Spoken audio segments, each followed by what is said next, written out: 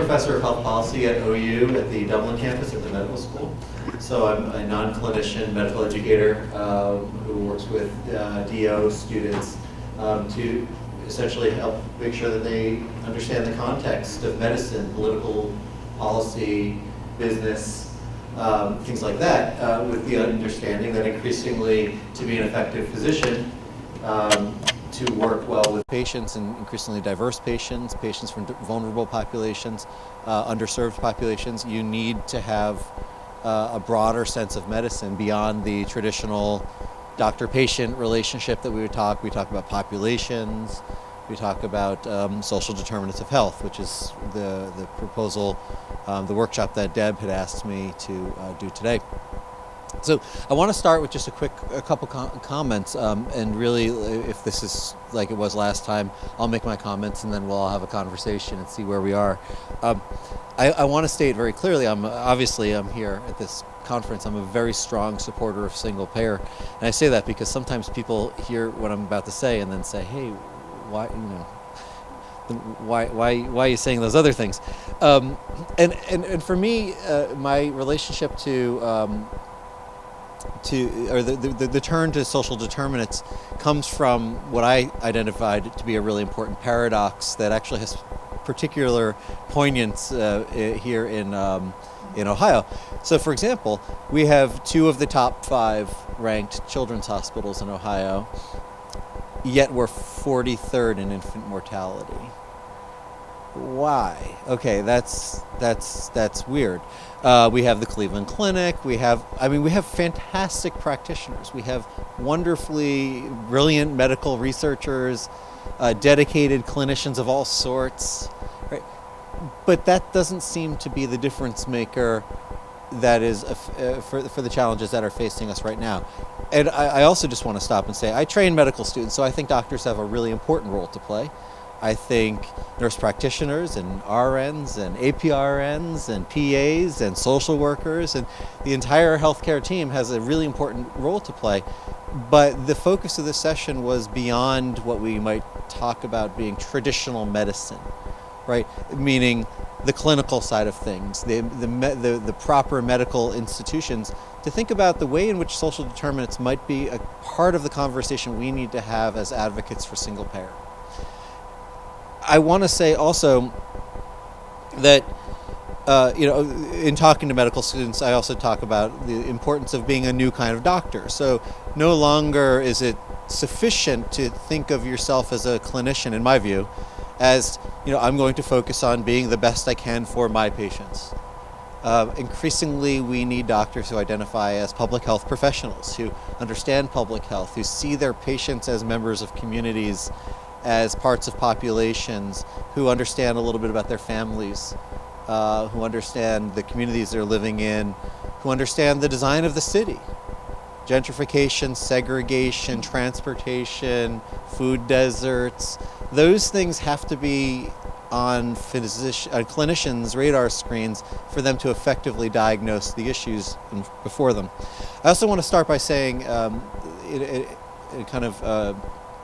just admitting that I was a little annoyed during the 2016 election in the way in which healthcare was talked about. I see some Bernie shirts in the audience, right?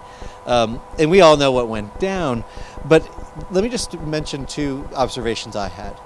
Hillary Clinton, who was not for a long time, and maybe even now, a strong supporter of single-payer healthcare, Medicare for all, came around at various times to talk about the public option, and Bernie pushed her in this regard. I think that was really good.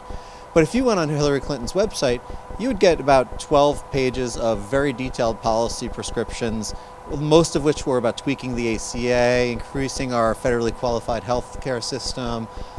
Very detailed, very specific things, not the big vision of single payer that we heard from Bernie Sanders, but really detailed. And if you talk to folks in the policy world, it's because not only does Hillary Clinton have a long history with this, but she also had pretty well wrapped up most of the policy wonks on her side, who thought that it was a done deal that she was going to be president and aligned themselves with her. And if you go to Bernie Sanders' website, you saw Medicare for all as just a couple paragraphs, right? And big ideas, but not a lot of nuts and bolts. Not a lot of nuts and bolts, and this left me a little bit unsatisfied. And one of the things I just have to say honestly, we can I'm happy to disagree, and we can talk about this.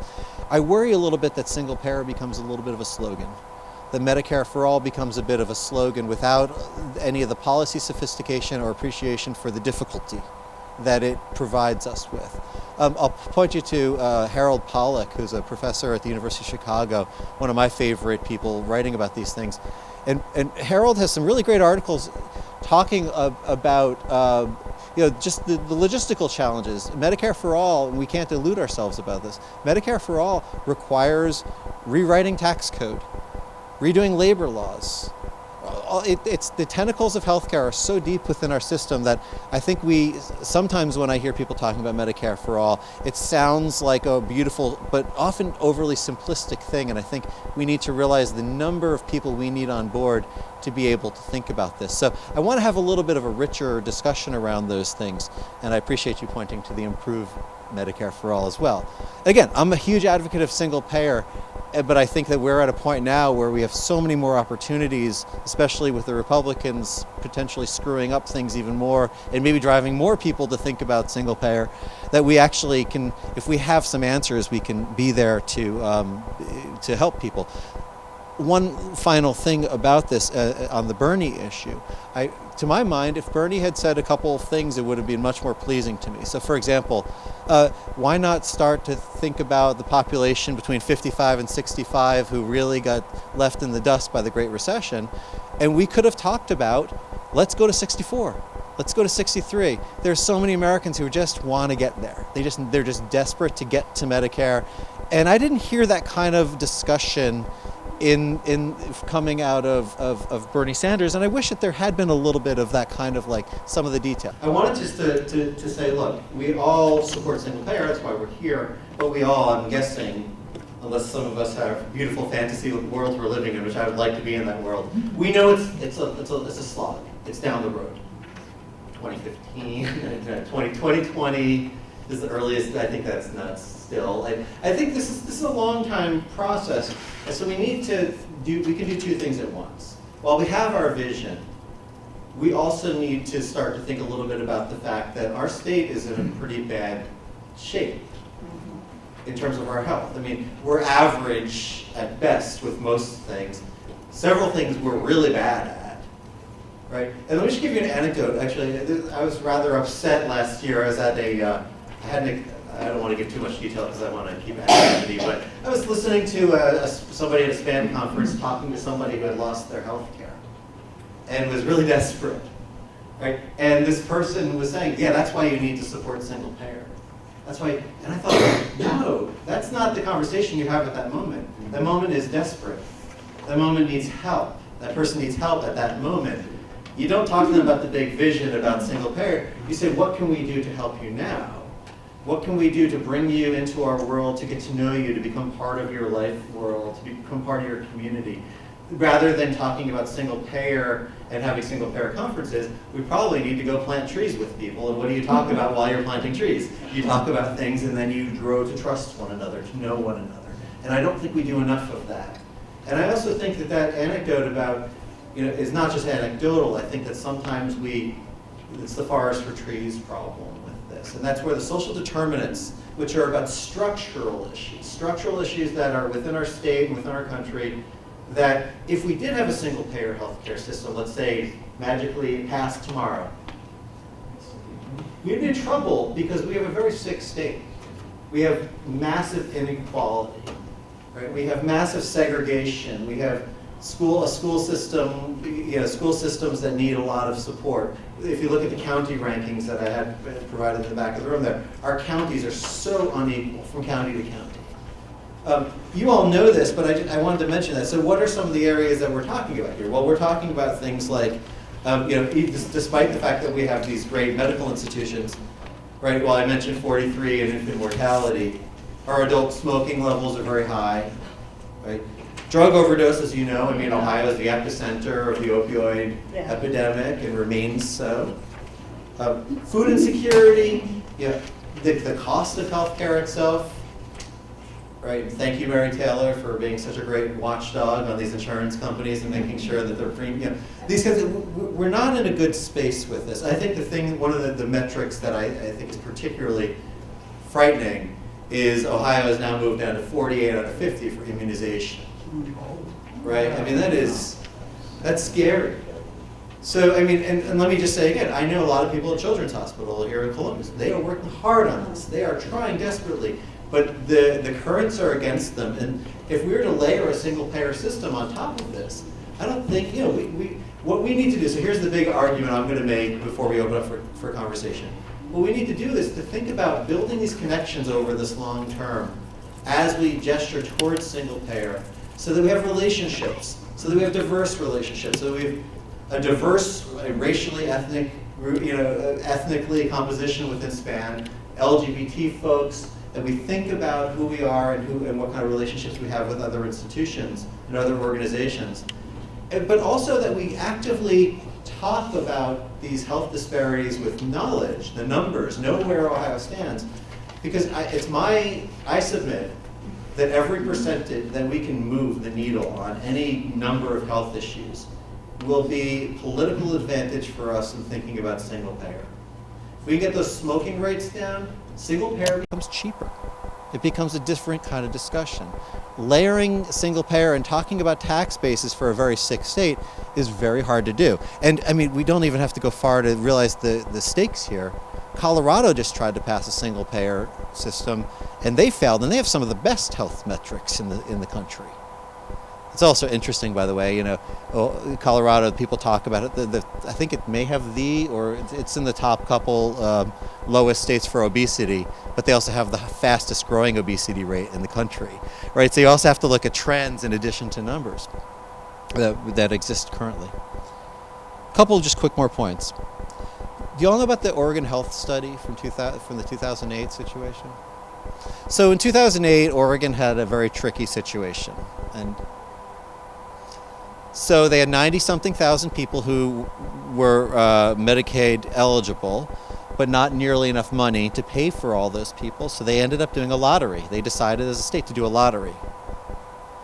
30,000-something people ended up, 30,000-something people ended up with Medicaid. Now, aside, we can bracket the ethics and the moral, disgust we would have around this kind of a thing. But we had something for the first time that we never really had, which was something close to a case, the ability to study within a population the benefits of Medicaid. Because you have a population that doesn't have it and a population that does, and they studied these people for the short window that this ran. And this is important for us to know, I think, because Republicans and opponents of single payer seize on this, right? They look at the Oregon Health Study, and I encourage you to go read about it. It's really fascinating. But they look at it and they say, here's proof that Medicaid doesn't do anything, right? And there's a book by Avik Roy at the Wall Street Journal, and it's basically the argument about why having Medicaid is worse than having nothing. Okay, and it draws on this Oregon data a good deal. But here's what the Oregon Health Study actually found, and it's a more nuanced approach to thinking than I think certainly this discussion gives us. Medicaid did not move the needle on some of the major health issues that we point to. Diabetes, cardiac issues, you name it, right? A lot of the sort of physical issues. But it did move the needle on two very important things. One is behavioral mental health. Remarkable evidence that having Medicaid is really, really critical in that area. The second one is, behavioral and mental health issues. Yeah. The second one was that if you have Medicaid, you are far less likely to go into bankruptcy or to become poor, essentially because of medical debt, than without it. Now, Republicans might say, that's not health related. Yes, it is, right? And the social determinants lets us know that. The kinds of decisions people are making. We all know about ABC here in Columbus, right? Alone on your back in a crib. This is the Columbus Public Health effort to, encourage safe sleeping. Well, why are kids sleeping in beds with parents so much? Well, there are lots of reasons, right? One of them is because some of these people don't have heat. Right? Because you have to buy a crib. A crib is not just a thing you get for free. A crib is something it's an economic thing you have to pay for. So, to problematize that in terms of just these are irresponsible parents, no, there's a whole economic reason why people do the things they do. And one of the things that we saw with the Oregon Health Study was the fact that when people are making those kinds of choices, it affects their health. Now, to the Republicans' point that Medicaid did not improve the health, the non-mental health, the non-behavioral health component of these people, I say, yeah, obviously. Right? Health insurance is not usually going to be the difference maker for these populations. These are some of the sickest populations. They have the most complex health profiles, some of the worst health profiles. You don't expect healthcare access to be the absolute difference maker in that world. And that's where it leads us back to social determinants. Where I want to say to advocates of single payer, again, of which I am one, don't oversell what single payer is going to get us. Single payer is a really important part of things. But on the chart that I handed out, which is the chart that we always show to medical students, there are lots of different versions of it, generally accepted, right? That healthcare proper accounts for about 20% of an overall health profile. Access to care, about 10%. 10% is really important, right? Quality of care, very important too. But all told, that's about 20% of health outcomes that are all in the world of formal medical care, of the kinds of things that we associate with medical institutions. The 40% are the social and economic factors. And this is where I say to the Bernie folks, okay, the healthcare bill might have been a little half-baked in my view in terms of working out the details, but Bernie had the social justice part right. He had the inequality stuff right. And probably that kind of a vision has a far more important effect on the health of people than any kind of tinkering around with private markets and all the kinds of stuff we hear about when we talk about health policy. Physical environment, right? Really, really important. And healthy behaviors. I just want to make a quick comment on healthy behaviors. So we have an ideological split around this, particularly on the Republican side. Healthy behaviors generally amount to what? What's the language? Anyway, personal responsibility, right? You got to take care of yourself, right? Well, so you say things like, and I talk to my medical students at Ohio University, and they've already been socialized into what I guess a lot of clinicians talk about, which is, look, there's just nothing I can do. My patients are non-compliant, right? Oh, if they're not going to take their meds, if they're not going to stop smoking, there's nothing I can do.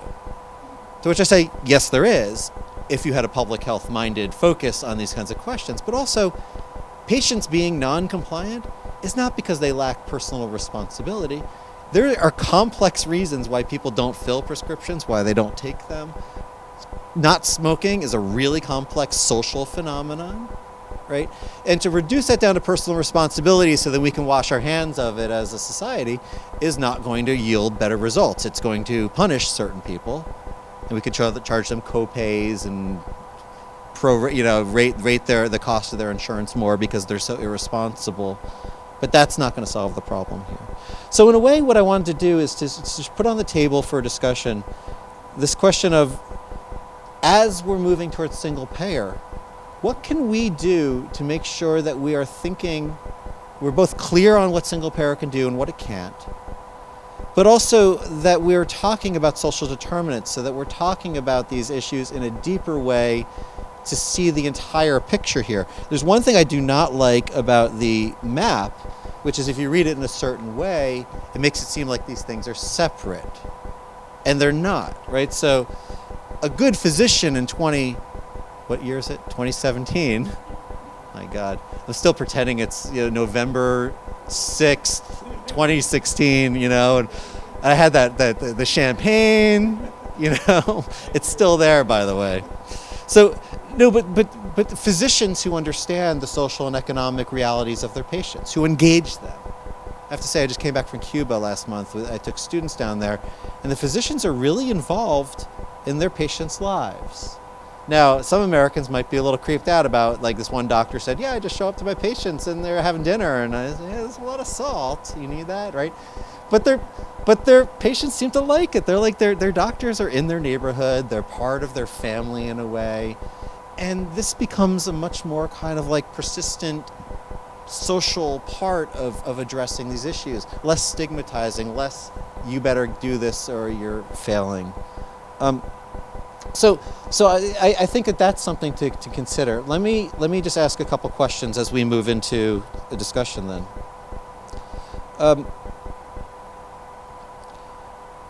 Defending the ACA is an important part of this, right? There's a lot. I don't want to undersell the ACA. The ACA is not just health insurance.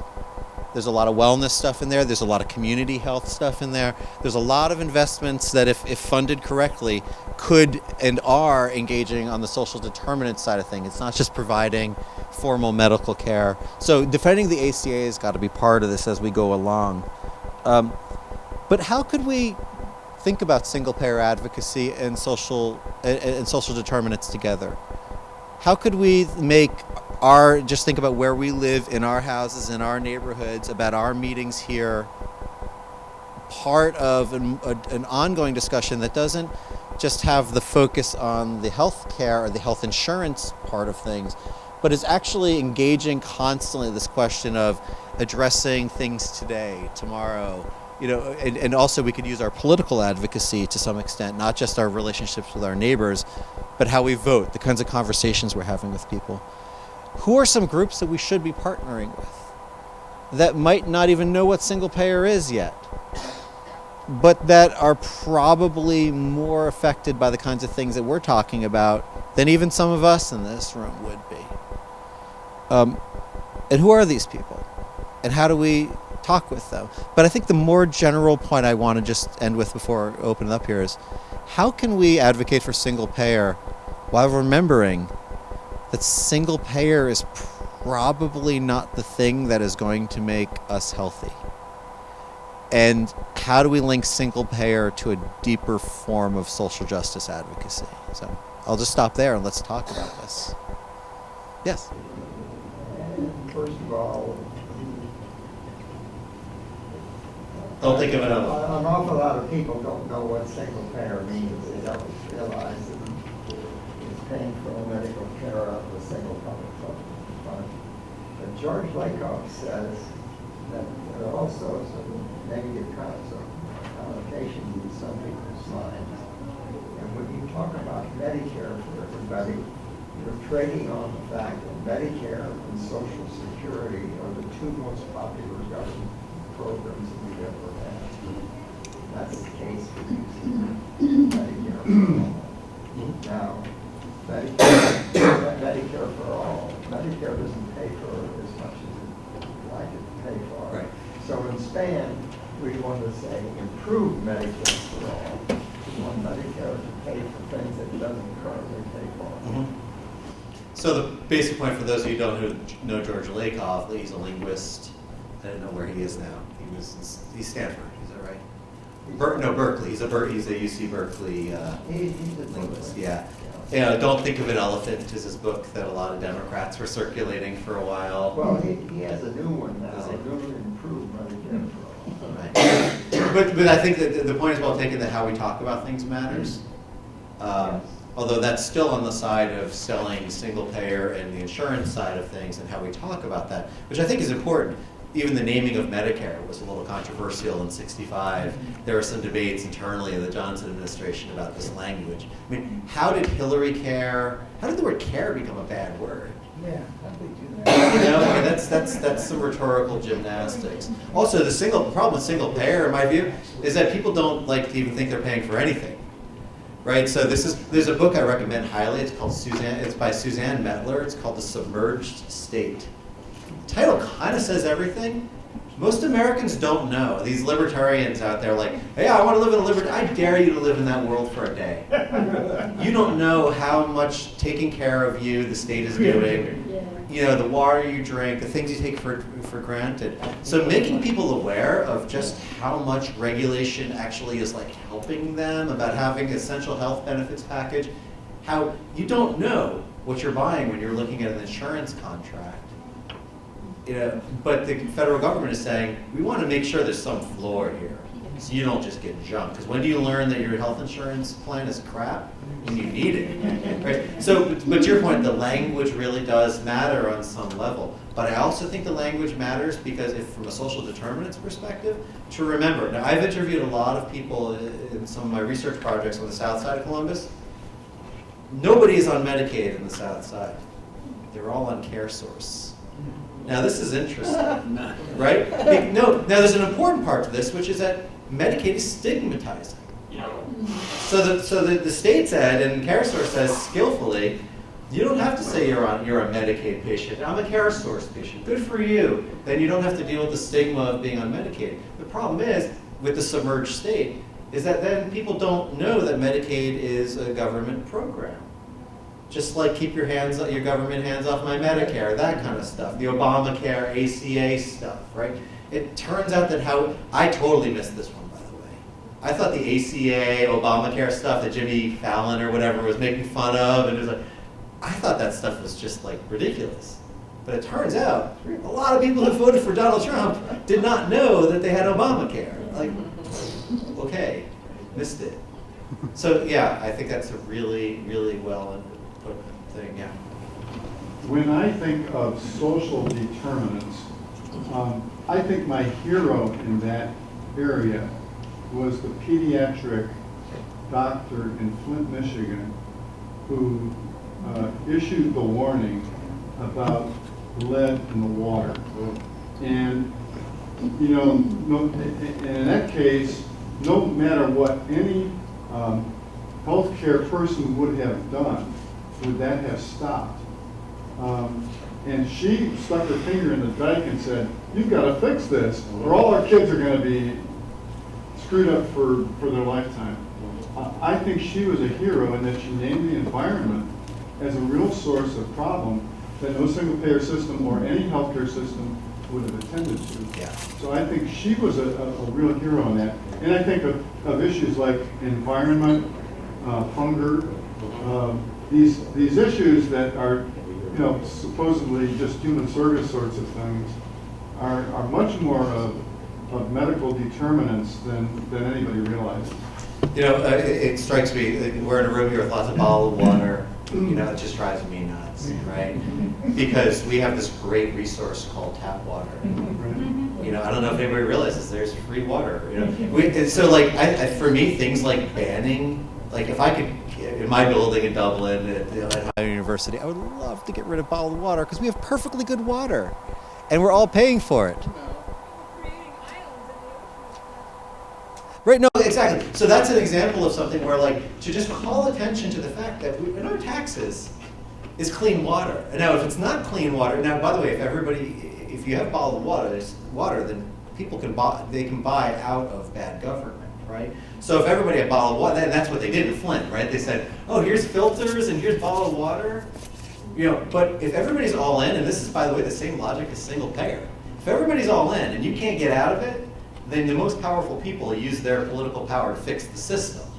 So there ain't gonna be no lead water in Dublin, right? Under that situation. But as long as everybody can have bottled water, they don't even need to ask the question, I wonder if our water's okay here. So it's like, things like that I think actually raise consciousness around good governance. Because for single payer, you need people to not hate the government. You need people to trust. Like in Canada, the levels of trust around the government's intentions are so much higher.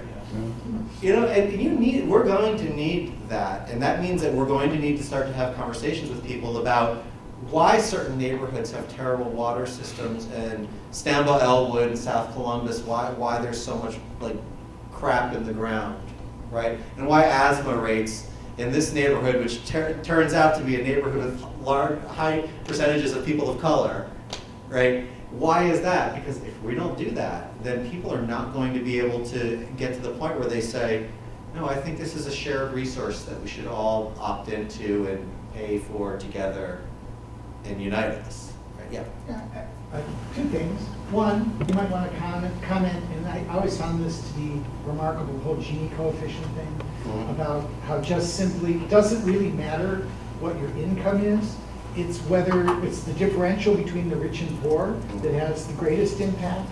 So the wider that gap is between your rich and your poor, the worse your health is at a country level, at a state level, at a community level.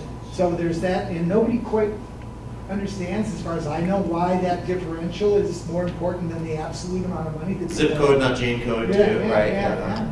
So there's that. So I think that's kind of an interesting thing to noodle around in your head a little bit. What is that about?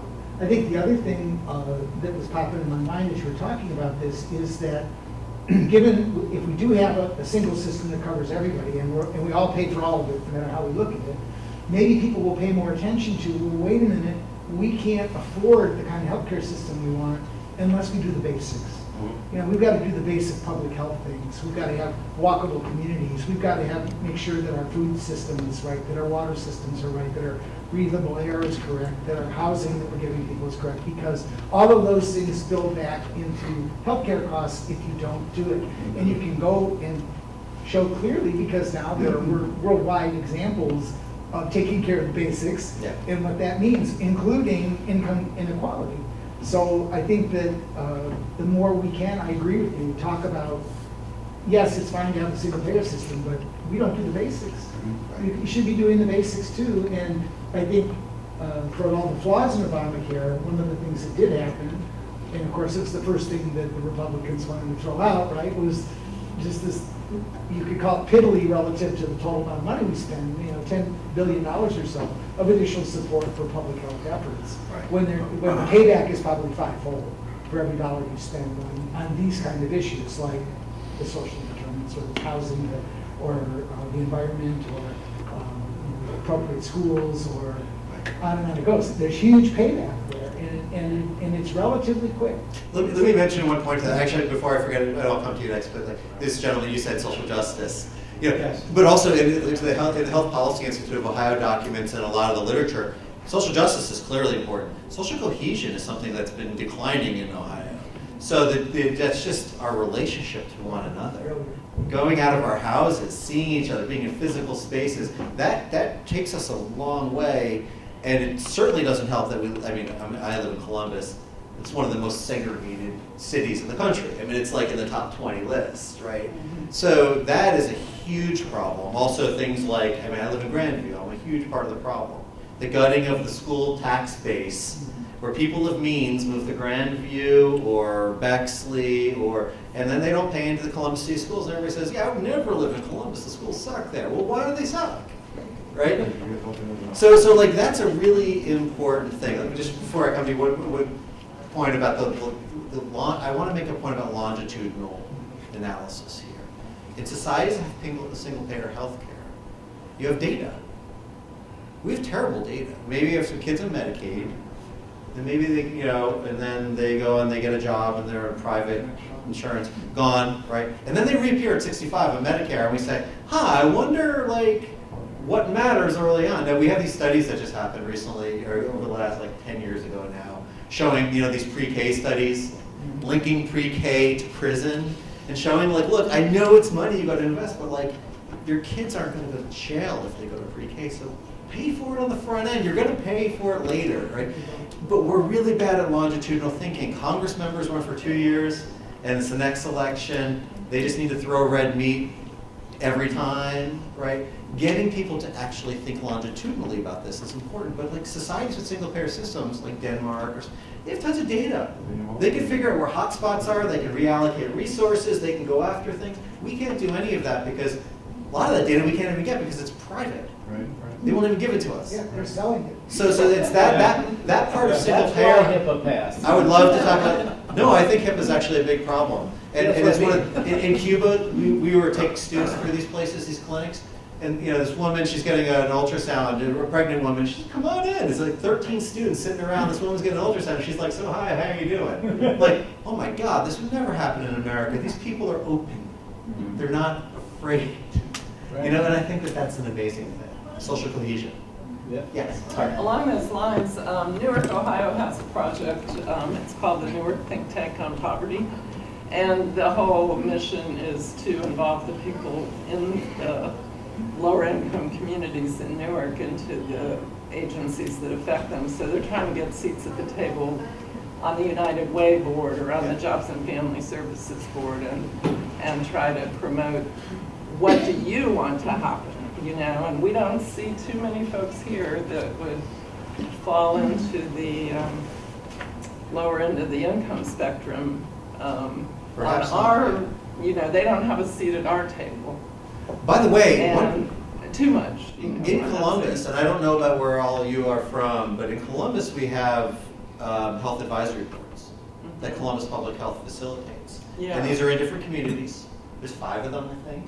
You can go to the meetings, and we should really commit to going to these meetings. Because these are community members who are talking about, not about single-payer healthcare. They're talking about why is our community poisoned? But in Newark, the United Way did a study. And the Poisoned. biggest, Say again what the name of the month is. Sorry, yeah. in Newark, the United Way did a study, and the biggest concern of the people that responded to the survey was distracted driving is a problem in Newark, you know? And the low-income people that are in the Newark think tank on poverty were like hysterical. You know, that's the biggest problem. But that's a really important question for us, where we think that single payer is so important. You ask people, what's important to you? Yeah, what's important to you? And the things they say Exactly. are And that generally would be- not something you even thought they were going to say. Right? That's important for us to keep in mind, I think. What are But- those community healthcare boards? So the health advisory boards, Columbus Public Health runs them. There are 5 of them, I believe. There's a South Side one, there's a Near East Side, there's a Central and a West Side, and a North. And they meet once a month, I believe. Different locations. Go on their website, and there's a facilitator for it. They have chairs who are community members. The agenda is put together by the community. Groups will come and report to them on things. So, for example, I know like the one I used to go to quite a bit, Kroger and Giant Eagle. Those people would come and talk. Like, you know, there are people angling a little bit, you know, here and there to say they're part of like solving the food desert problem or whatever. Needle exchange. You get people coming to these things, but also community members bringing their own issues to Columbus Public Health. So I think that would be a great place, because that's right in our bailiwick, but not single payer. And I would venture to guess that there's not even anybody there who really thinks about single payer very much on the average meeting. So it's the people that come to these meetings that are in charge, it's not some higher No. up person that's running the meeting? So Columbus Public Health facilitates them, so they give them the resources, like it's on their website. I think they provide like photocopying services, things like that. And there's always a representative from Columbus Public Health there. They are very good. They sit back, they listen. Sometimes they get attacked, like just by the community member, and you just see it. You're like, okay, this is part of the process, which is these people have things that they need to tell them. Because there was that Near East Side deal that was OSU plus the,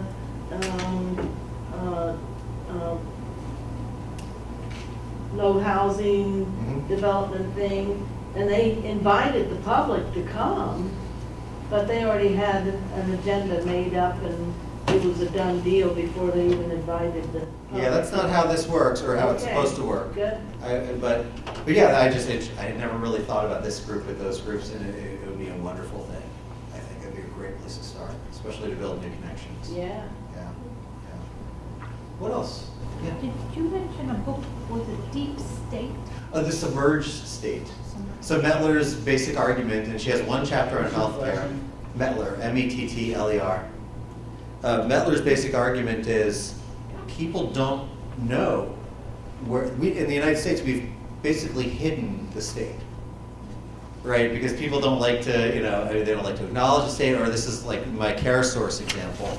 This is a conscious thing because accepting state money, accepting, you know, welfare is ideologically problematic. People are embarrassed to say that they get support.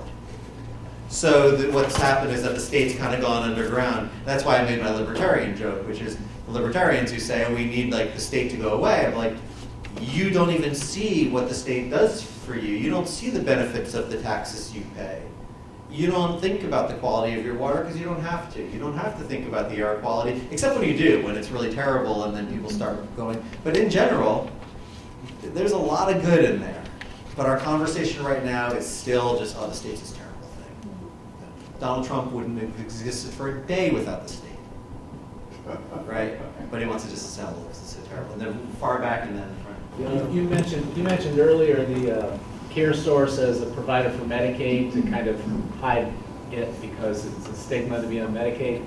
Do you think that Medicare Advantage is something akin to that? Yeah. You know, because they've sort of tried to move seniors into this Advantage program because, hey, it doesn't cost any copays or whatever, the premiums, and more things are covered, silver sneakers, you know, all of those kinds of things. You're getting all these things that don't cost you a penny. Is that sort of hiding Medicare? Yeah, gym memberships and things like that too. Yeah. Yeah, and Paul Ryan's vision is basically to turn Medicare into Medicare Advantage to a certain degree. Right. Not as good probably. But yeah, but also there's tons, I mean, that's another great example of the submerged state.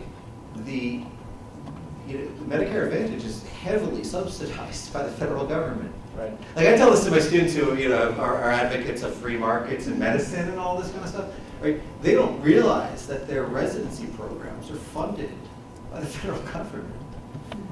Yeah, I mean, they're training, like the number of, the amount of stuff we get that keeps us sort of able, I mean, to just start talking about the federal government in that way is a luxury of those who don't have to think about it. But the people who do know that they're getting government support aren't allowed to talk about it because it's so stigmatized, right? So this is a problem I think we're going to have to address. The G word, I call it. There's the T word, The G taxes, word, yeah. and the G word, government.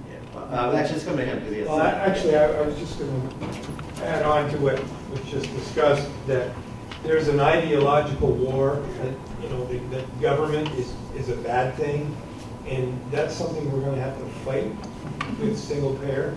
We have to fight that notion that, oh, you guys don't, it's all government, you don't want my, we're going to have to come up, Government on that. we're going to have to come up with very visible examples, and maybe this, bringing to light all these wonderful things that government does for us is Right. going to be really important. If I could just make a quick point to that, we came close to it with the American Health Care Act, where I think a lot of people started to realize, oh wow, I have that. That's my health. Yeah, but we're going to have to do that on steroids. No, I think that's right. I think that's right. I'll give you an example. I work with some very intelligent people, but they're so ideologically driven, and you cannot change their minds. And unless we find a way to kind of turn them, Taking away their health care might be one of those. Yeah, Might be. exactly. I mean, I hate to say it, it's a horrible. I would never.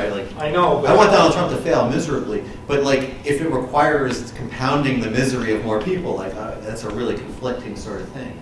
But how else do you learn about the submerged state? And the other point I want to make is, like, we should try to take advantage of situations where, like for instance, today, the ophthalmologists are meeting upstairs. So I just had a brief conversation with some of them, and they asked me what I was doing, and I gave them a little spiel on single payer. They had no idea. They had no idea. They never even heard of it. Well, yeah. So I gave them some literature. So I guess what I'm saying is, anytime you have an opportunity with an influential, because I'm sure they have some influence, and I keep telling them, what's in it for them?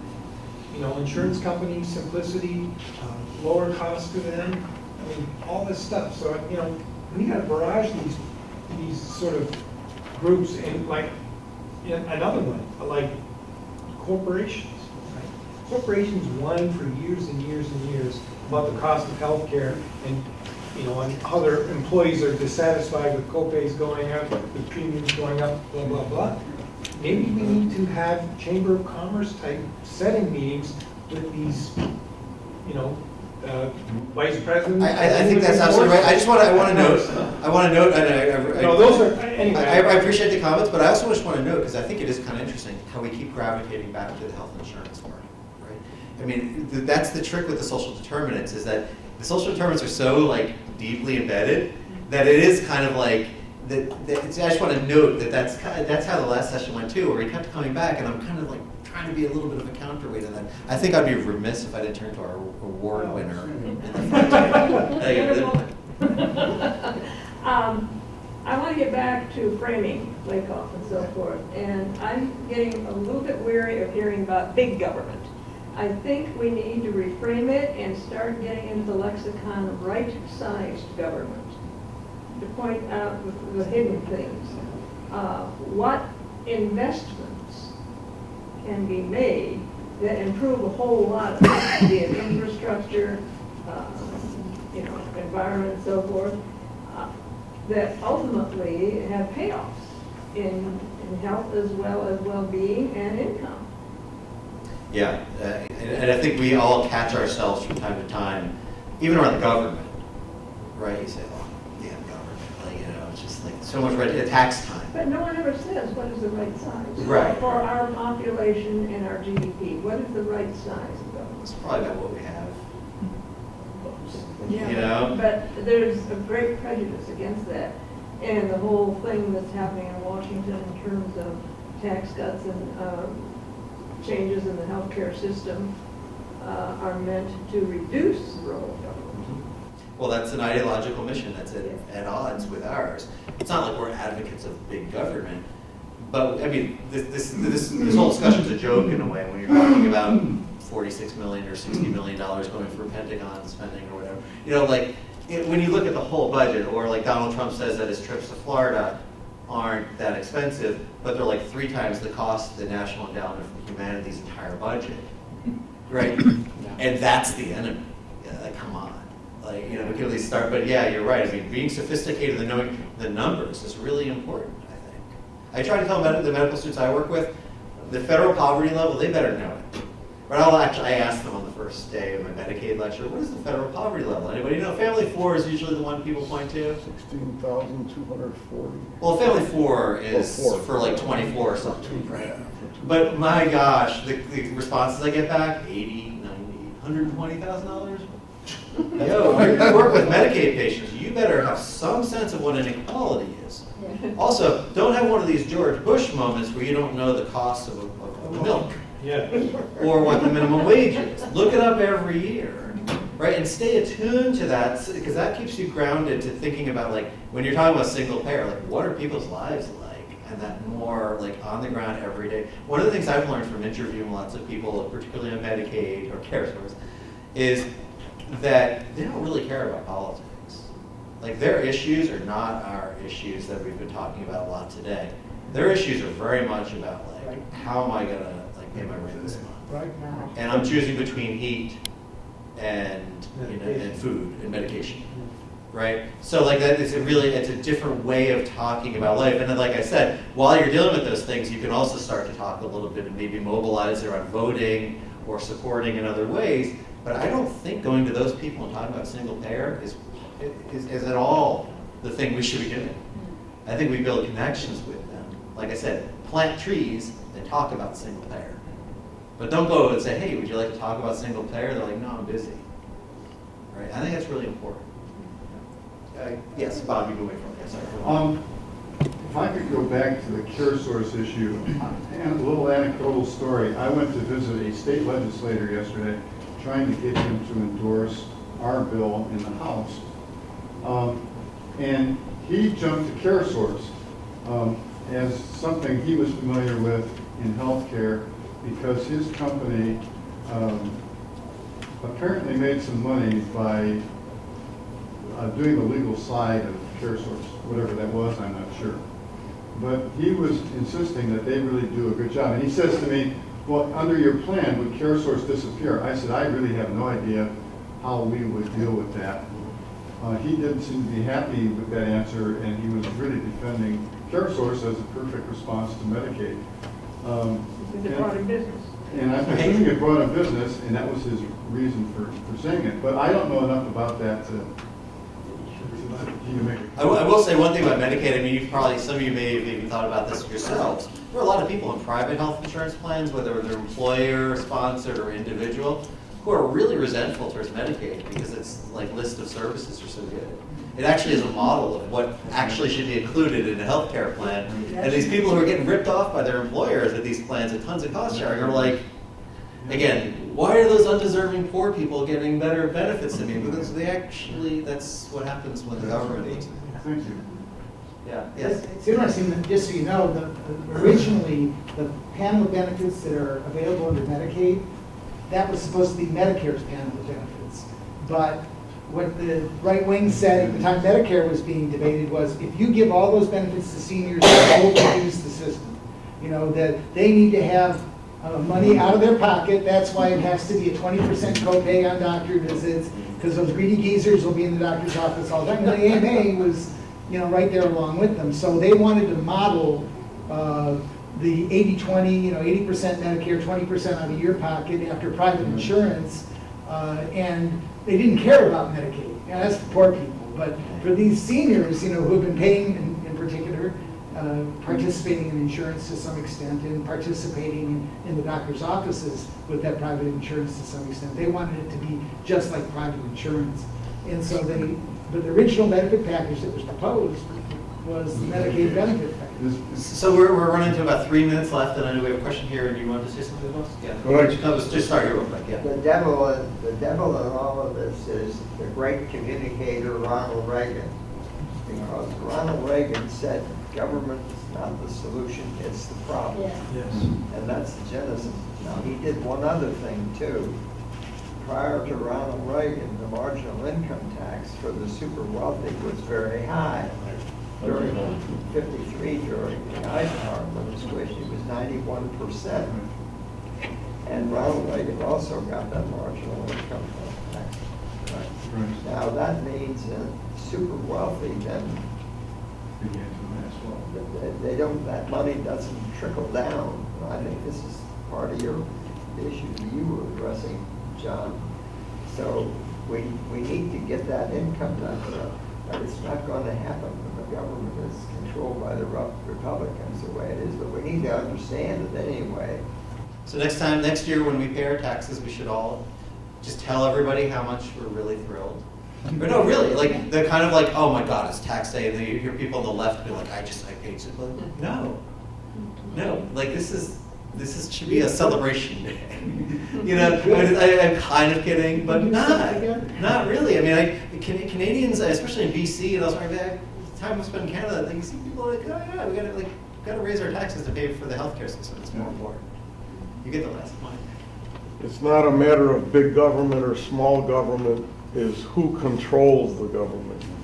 I thought government is supposed to be for the people. Who said that?